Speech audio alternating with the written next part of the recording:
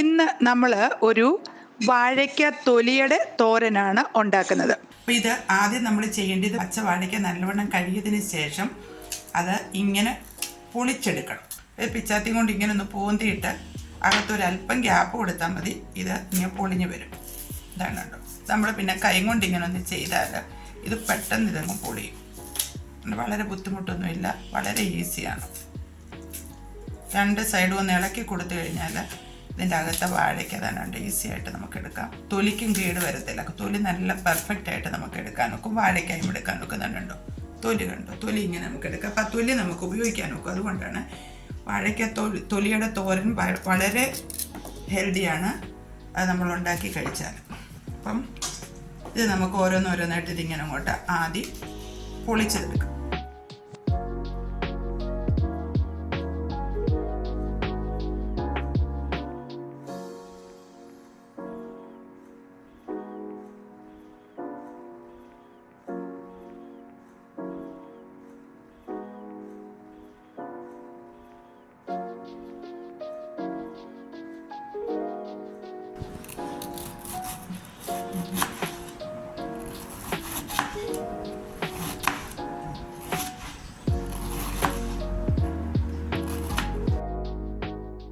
ഈ വാഴയ്ക്കത്തൊലി നമ്മൾ നല്ലവണ്ണം കുഞ്ഞായിട്ട് കണ്ടുണ്ട്, ഇതുപോലെ അരിഞ്ഞിട്ടുണ്ട്.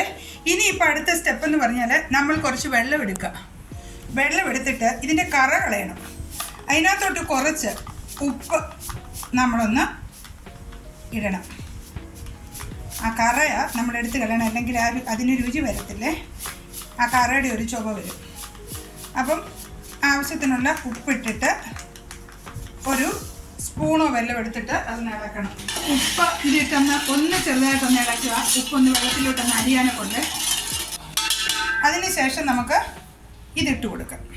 അപ്പോൾ ഇതിൻ്റെ കൂട്ടത്തിൽ നമുക്ക് ചെയ്യേണ്ട ഒരു കാര്യം കൂടെ ഉണ്ടായിരുന്നു. ഒന്നുകിൽ ചെറുപയർ, അല്ലെങ്കിൽ വൻപയർ, അല്ലെങ്കിൽ മുതിര. ഈ മൂന്നിലേതെങ്കിലും ഒരെണ്ണം ഇട്ട് ഇത് തോരൻ വെക്കുന്നതാണ് ഏറ്റവും നല്ലത്. അപ്പം ഞാൻ ഇന്നെടുത്തിരിക്കുന്നത് മുതിരയാണ്. മുതിര ഞാൻ ഓൾറെഡി വേവിച്ച് കുക്കറിനകത്ത് വെച്ചിട്ടുണ്ട്. അത് ഇതിൻ്റെ കൂടെ ചേർക്കുമ്പോൾ ഞാൻ കാണിക്കാം. ഇതിപ്പോൾ ഇങ്ങനെ അങ്ങോട്ട് ഇളക്കി ഇങ്ങോട്ട് കുറച്ച് നേരം ഒരു 2-3 മിനിറ്റ് ഇതിലോട്ട് കിടക്കട്ടെ ഉപ്പ് വെള്ളത്തിൽ. ഇതിപ്പോൾ ഞാൻ ഇതങ്ങോട്ട് കഴുകാണ് നമ്മൾ ആ വെള്ളത്തിലിട്ടിരുന്നത്. ഇനി കഴുകി കോരുമ്പം കാണാം ഇതിനകത്തെ കറ എത്രത്തോളം ഇറങ്ങിയിട്ടുണ്ടെന്നുള്ളത്. എന്നിട്ട് പിന്നെ 1-2 പ്രാവശ്യം കൂടെ കഴുകിയിട്ട് നമുക്ക് തോരനായിട്ടുണ്ടാക്കാം. ഇത്രയും കറയുണ്ട്, നോക്കിക്കേ. കറ കണ്ടോ? ഈ കറ നമ്മൾ തോരൻ രുചി വരത്തില്ല. അതിനാണ് ഞാൻ പറഞ്ഞത് ഉപ്പൊഴിച്ച് കഴുകണം. അപ്പോൾ ഇത് ഇച്ചിരി നേരം ഞാൻ അത് കണ്ണോപ്പയിലോട്ട് വെള്ളം ഒന്ന് ഊരാനെ കൊണ്ട് വെക്കുകയാണ്. അപ്പം ഇനി നമ്മൾ മസാലയ്ക്കുള്ള കാര്യമാണ്. ഞാൻ കാന്താരി എടുത്തേക്കുന്നത്. കാന്താരിയോ പച്ചമുളകോ നിങ്ങളുടെ കയ്യിലുള്ളത് എന്തുവാന്ന് വെച്ചാൽ. ഇച്ചിരി കാന്താരി ഞാൻ ഇച്ചിരി എരിവ് കിട്ടും, അതുകൊണ്ടാണ് ഞാൻ കാന്താരി എടുത്തത്. കാന്താരി എടുത്തു. ആ കൂട്ടത്തിൽ തന്നെ മഞ്ഞൾപ്പൊടി ഞാൻ ഇട്ട് കൊടുക്കുന്നുണ്ട്. അതിൻ്റെ കൂട്ടത്തിലങ്ങ് അരയ്ക്കാനൊക്കെ ഉണ്ട്. തേങ്ങ അങ്ങോട്ട് ഇട്ട് കൊടുക്കുക. തേങ്ങ നല്ലവണ്ണം വേണം, കാരണം നിങ്ങൾ എടുക്കുന്ന വാഴയ്ക്കയുടെ അനുസരിച്ച്. എന്നിട്ട് നല്ലവണ്ണം ഒന്ന് അരച്ചെടുക്കാം. ബാക്കി തേങ്ങ അല്ലാതെ ഞാനങ്ങ് ചേർക്കുകയാണ്, അരയ്ക്കുന്നില്ല. ഇതിനകത്ത് ഒരല്പം ജീരകം അറിയാമല്ലോ നിങ്ങൾക്ക്, കറുത്ത ജീരകം. ഈ ഇപ്പോൾ ഒരു തുള്ളി വെള്ളം ഒഴിച്ചിട്ട് അത് അരയ്ക്കാൻ പോവാം. ഞാൻ നല്ലവണ്ണം അരച്ചതാണേ, പേസ്റ്റ് പോലെ അരയ്ക്കത്തില്ല. എല്ലാം ഒന്ന് മിക്സ് ആകാനെ കൊണ്ട് അരച്ചു. ഇനിയും ഇതിൻ്റെ കൂട്ടത്തിൽ ബാക്കി തേങ്ങ കൂടെ ഞാൻ ചേർക്കും. ഇത് ഞാൻ മുതിര വേവിച്ച് വെച്ചിരിക്കുകയാണ് കുക്കറിൽ. ഇതാണ് ഞാൻ ഇന്നിടുന്നത്. നിങ്ങൾക്ക് ചെറുപയറോ വൻപയറോ ഏത് വേണമെങ്കിലും ഇടാം. ഇതെല്ലാം ഇതിന് സൂട്ടബിളായിട്ടുള്ള ഇതാണ്. പിന്നെ നമുക്ക് വേണ്ടുന്ന ഒരു പിടി കൊച്ചുള്ളി. ഒന്നേ കൊച്ചുള്ളി എടുക്കുക, അല്ലെങ്കിൽ സവാള എടുക്കുക. കടുക് വറുക്കാനും മാത്രം മതി, അതും എടുത്തു. നമ്മളിപ്പം വെളിച്ചെണ്ണയാണ് ഒഴിക്കുന്നത്. വാഴയ്ക്കയൊക്കെ തോരൻ വെക്കുമ്പോൾ വെളിച്ചെണ്ണ തന്നെയാണ് യൂസ് ചെയ്യേണ്ടത്. അപ്പോൾ അതിനൊരു പ്രത്യേക ടേസ്റ്റ് ഉണ്ടാകും. അല്ല, നിങ്ങൾക്ക് വെളിച്ചെണ്ണ ഇല്ലെങ്കിൽ കുക്കിംഗ് ഓയിൽ ഏത് വേണമെങ്കിലും ഒഴിക്കാം. പക്ഷേ ഇച്ചിരൂടെ ടേസ്റ്റ് വെളിച്ചെണ്ണ. ഇപ്പം എണ്ണയ്ക്കകത്തോട്ട് കടുക് അങ്ങോട്ട് ഇടുകയാണ്. കടുക് പൊട്ടിട്ട് കടുക് ഇപ്പോൾ പൊട്ടി തുടങ്ങി. അപ്പോൾ ഇനിയിപ്പോൾ ഞാൻ ഉള്ളി അങ്ങോട്ട് ഇട്ട് കൊടുക്കുകയാണ്. കറിവേപ്പില ഉണ്ടെങ്കിൽ നിങ്ങൾക്ക് ഇടാമേ. എനിക്ക് കറിവേപ്പില ഒന്നും സുലഭമായി കിട്ടത്തില്ല, അതുകൊണ്ട് ഞാൻ കറിവേപ്പില ഉപയോഗിക്കുന്നില്ല. നിങ്ങളുടെ കയ്യിലുണ്ടെങ്കിൽ അത് ഇടാം.